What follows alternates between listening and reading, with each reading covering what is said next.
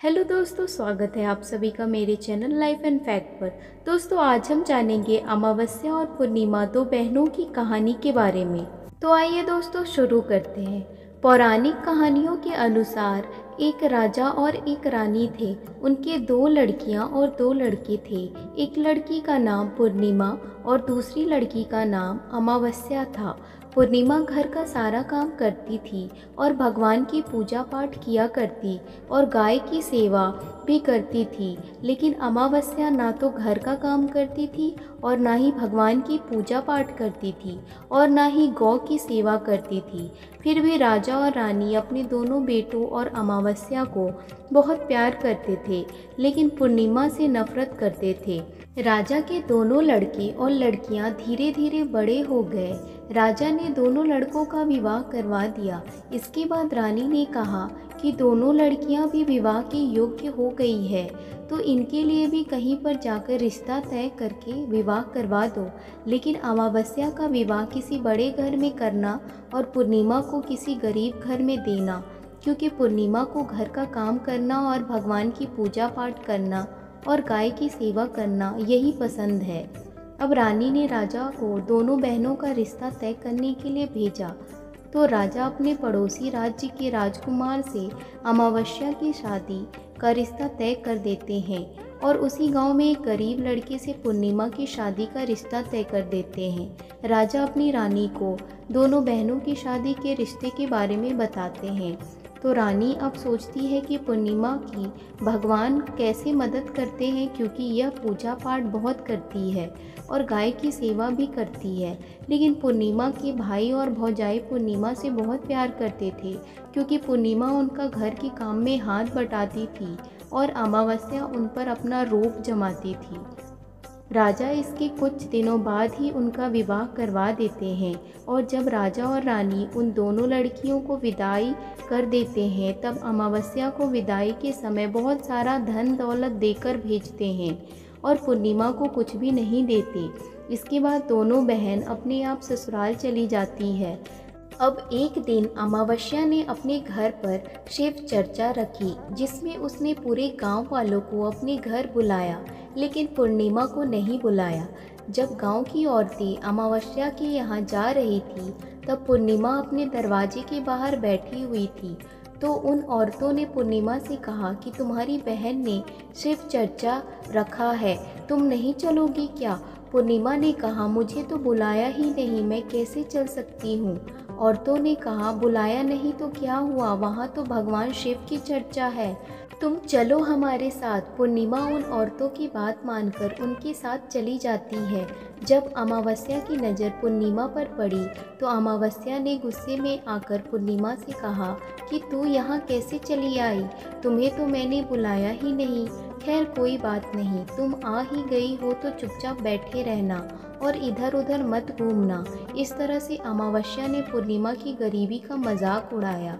अमावस्या की यह बातें सुनकर पूर्णिमा की आंखों से आंसुओं की धारा बहने लगी और भगवान शिव के हाथ जोड़कर पूर्णिमा मन ही मन विनती करने लगी, हे भगवान, मुझे पूजा पाठ करना, घर का काम करना और गौ की सेवा करना पसंद है, तो क्या यह गलत है? आखिर मेरा कसूर क्या है? आप कब कृपा करेंगे मुझ पर? पूर्णिमा बारंबार भगवान से यही कहती रही। जितने में शिव चर्चा पूरी हो गई। अब अमावस्या भगवान का प्रसाद बांटने लगी, तो उसने सबको भगवान का प्रसाद दिया, लेकिन पूर्णिमा को नहीं दिया। पूर्णिमा बिना प्रसाद के ही घर लौटने लगी। तो रास्ते में उसने सोचा कि बच्चे प्रसाद मांगेंगे तो मैं उन्हें क्या कहूँगी। उसने सोचा कि मैं अपने मायके अपने भाई और भौजाई के यहाँ जाऊँगी और वहाँ से बच्चों के लिए कुछ लेकर जाऊँगी। ऐसा सोचते हुए वह अपने घर आ गई और उसने अपने पति और बच्चों से कहा कि मैं अपने मायके जा रही हूँ। उन्होंने कहा ठीक है, और पूर्णिमा मायके के लिए रवाना हो गई। चलते चलते एक चबूतरा आया, जिस पर तुलसी का पौधा लगा हुआ था और उस चबूतरे पर एक बूढ़ी औरत बैठी हुई थी। वह कोई और नहीं, साक्षात तुलसी माँ थी। उस बूढ़ी औरत ने पूर्णिमा से कहा, बेटी तुम कौन हो और कहाँ जा रही हो? तो पूर्णिमा ने अपना परिचय दिया।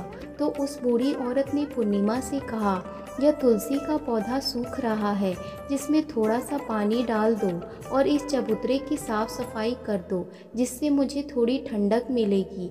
पूर्णिमा ने कहा, ठीक है माँ जी। उसने तुलसी में पानी डाला, चबूतरे की साफ सफाई की और उस बूढ़ी औरत को भी नहला दिया और उसके पैर दबाए और कहा, क्या काम है माँ जी? उसने कहा, कुछ नहीं, अब तुम जाओ और वापस आते समय मुझसे मिलकर जाना। पूर्णिमा ने कहा, ठीक है माँ जी, और वहाँ से रवाना हो गई। चलते चलते आगे एक शिव मंदिर आया।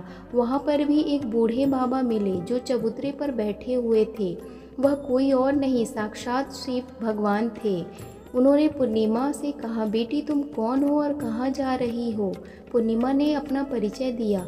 फिर उस बूढ़े बाबा ने पूर्णिमा से कहा, इस चबूतरे और इस मंदिर की साफ सफाई कर दो बेटी।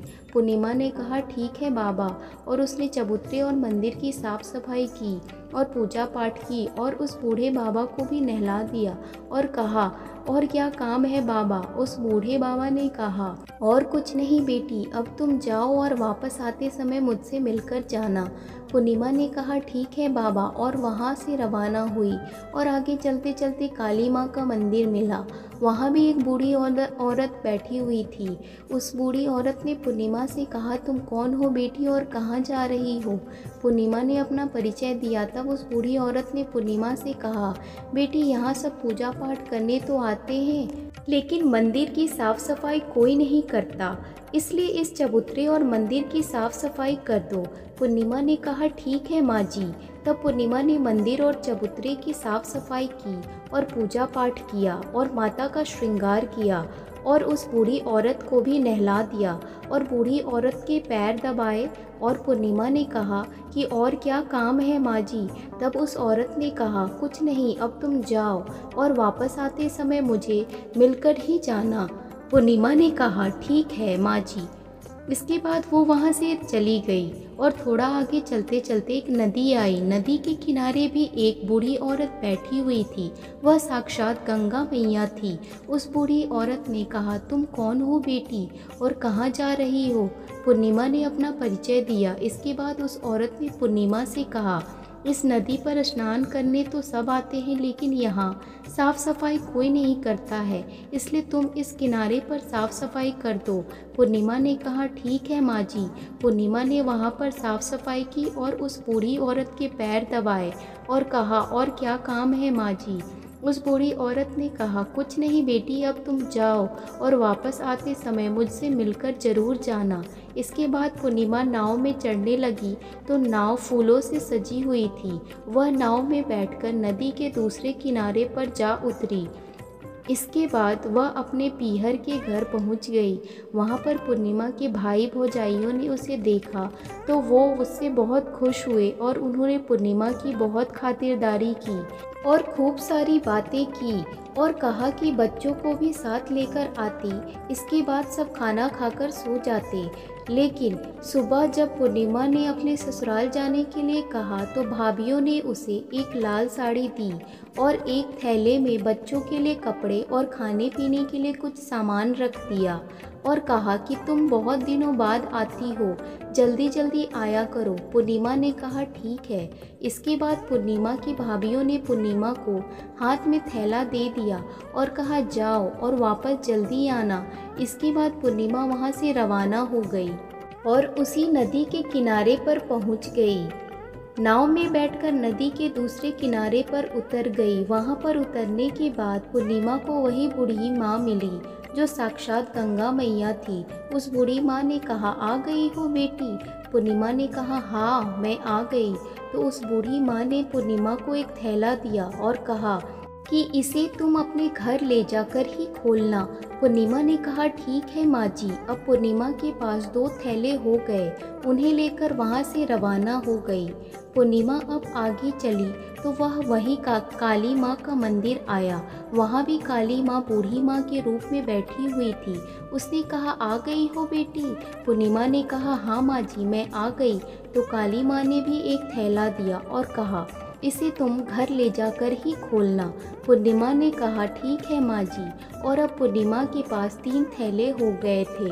पूर्णिमा ने एक थैला सर पर लिया और एक एक हाथ में ले लिया। और वहाँ से चली गई। और आगे चली तो आगे वही भगवान शिव का मंदिर आया। वहाँ पर भगवान शिव बूढ़े बाबा के रूप में बैठे हुए थे। तो उन्होंने कहा, बेटी आ गई हो? तो पूर्णिमा ने कहा, हाँ बाबा मैं आ गई। पूर्णिमा को एक और थैला दे दिया और कहा, इसे अपने घर ले जाकर ही खोलना। पूर्णिमा ने कहा, ठीक है बाबा।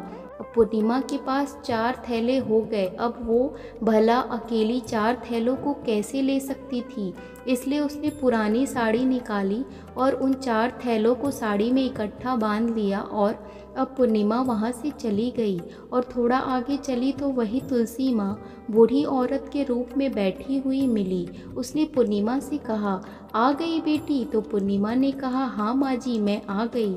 तो तुलसी माँ ने भी पूर्णिमा को एक थैला दे दिया और कहा कि इसे घर ले जाकर ही खोलना। पूर्णिमा ने कहा, ठीक है माँ जी। अब पूर्णिमा के पास 5 थैले हो गए।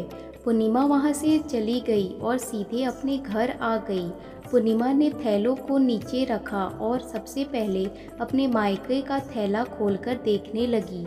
तो उसमें बच्चों के लिए अच्छे अच्छे कपड़े और बच्चों के खाने पीने की चीज़ें और कुछ गहने थे। पूर्णिमा ने अपने बच्चों को वो नए नए कपड़े दिए और खाने पीने की चीज़ें दी।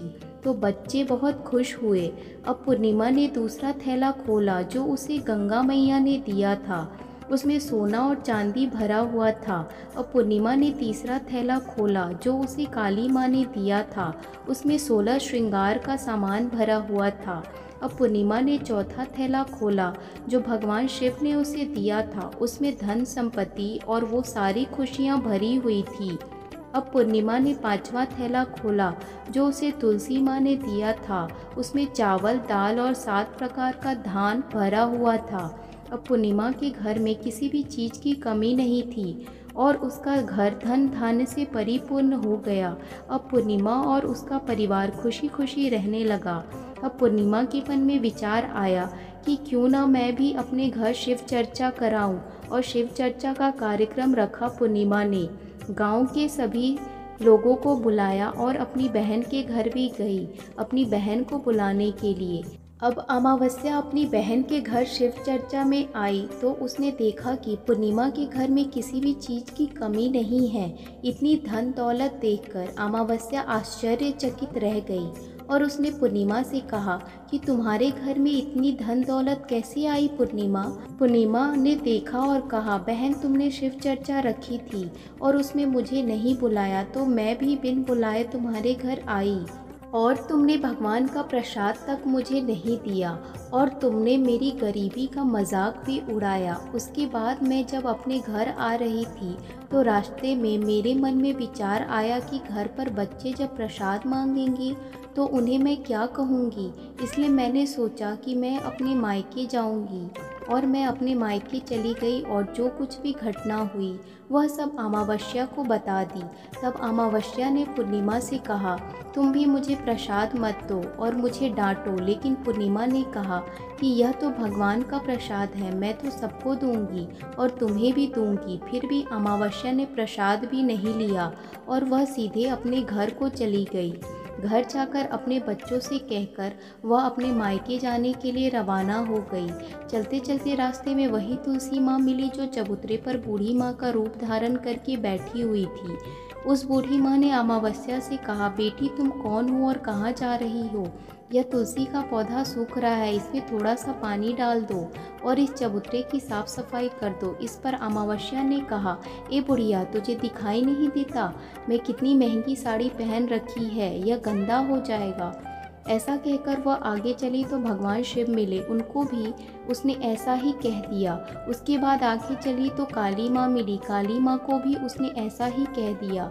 उसके बाद आगे चली तो गंगा मैया मिली, गंगा मैया को भी उसने ऐसा ही कह दिया। इसके बाद वह नाव में बैठने लगी तो नाव में फूलों की जगह कांटे थे जो उसके पैरों में चुभ गए और वह दूसरे किनारों पर उतरी तो अपने मायके चली गई। जब वहाँ उसकी भौजाइयों ने उसको देखा तो वे आपस में धीरे से बोली, काम की न काज की, 2.5 सेर अनाज की, यह भला कहाँ से आ गई? अब आ ही गई हो तो ठीक है। पूर्णिमा तो अपने काम में हाथ बटाती थी, यह कोई काम तो करेगी नहीं। अब उन्होंने खाना बनाया और खाकर सो गए। अमावस्या सुबह उठी और अपनी भौजाइयों से कहा कि मैं अपने ससुराल जा रही हूँ। तो उन्होंने कहा ठीक है जाओ। अमावस्या बोली पूर्णिमा को तो तुमने एक थैला दिया था और मुझे कुछ भी नहीं दोगी क्या? भौजाइयों ने कहा तुम घर जाओ, थैला तुम्हारे घर पहुँच जाएगा। फिर वहाँ से रवाना हुई और नदी के किनारे आकर नाव में बैठकर दूसरे किनारे पर पहुँची। वहाँ गंगा मैया बूढ़ी माँ का रूप धारण करके बैठी हुई थी। बूढ़ी माँ ने कहा आ गई हो बेटी? तो उसने कहा हाँ आ गई। अमावस्या ने कहा तुमने पूर्णिमा को एक थैला दिया था और मुझे नहीं दोगी क्या? बूढ़ी माँ ने कहा तुम अपने घर जाओ, थैला तुम्हारे घर पहुँच जाएगा। इसके बाद काली माँ ने भी ऐसा ही कह दिया। इसके बाद भगवान शिव ने भी ऐसा ही कह दिया। इसके बाद तुलसी माँ ने भी ऐसा ही कह दिया। इसके बाद जब वह अपने घर पहुँची तो आंगन में 5 थैले रखे हुए थे। अमावस्या ने अपने मन में सोचा कि आज तो मैं निहाल हो गई। उसने जल्दी जल्दी से सभी थैलों को खोला तो उसमें किसी में मिट्टी, तो किसी में पत्थर, तो किसी में कंकड़, तो किसी में कोयला, किसी में सांप बिच्छू भरे हुए थे। यह सब देखकर उसने अपना सारा सर पकड़कर बैठ लिया और कहने लगी हे भगवान, मुझे मायके में भी कुछ नहीं मिला और इस थैलों में भी कुछ नहीं मिला। इसके बाद अमावस्या दौड़ती हुई अपनी बहन पूर्णिमा के घर जाती है और पूर्णिमा से कहती है तुझे तो इतना सब कुछ मिला और मुझे कुछ नहीं मिला, आखिर क्यों पूर्णिमा? पूर्णिमा ने कहा कि मैं जब अपने मायके जाती हूँ तो अपने भाई भौजाइयों के साथ मिलकर काम करती हूँ और तुमने कभी उनकी इज्जत नहीं की है, इसलिए तुम्हें वो भला क्या ही देंगे। और इसके बाद तुमने गंगा माँ को ठुकरा दिया, काली माँ को भी ठुकरा दिया और भगवान शिव को भी ठुकरा दिया और तुलसी माँ को भी ठुकरा दिया, इसलिए उन्होंने भी तुम्हें कुछ भी नहीं दिया। अमावस्या बोली बहन मुझे माफ़ कर दो, मैंने सदा तुम पर अत्याचार किए हैं, मुझे कुछ नहीं मिला तो कोई बात नहीं, मैं भगवान की भक्ति करके सब कुछ प्राप्त कर लूँगी, मुझे इसका रहस्य बताओ। तो पूर्णिमा ने कहा तुम 3 सूत्र का ज्ञान ले लो। पहले सूत्र में दया मांगना और दूसरे सूत्र में चर्चा करना और तीसरे सूत्र में 108 बार ओम नमः शिवाय का जाप करना। बहन भगवान ने जो 3 सूत्र दिए हैं इनको अपने हृदय में बसा लेना। मैंने सच्चे मन से भगवान की पूजा पाठ की, इसलिए मेरे पास कुछ नहीं था, फिर भी भगवान ने मुझे सब कुछ दे दिया और तुम्हारे पास जो सब कुछ था वो सब भी खत्म हो गया।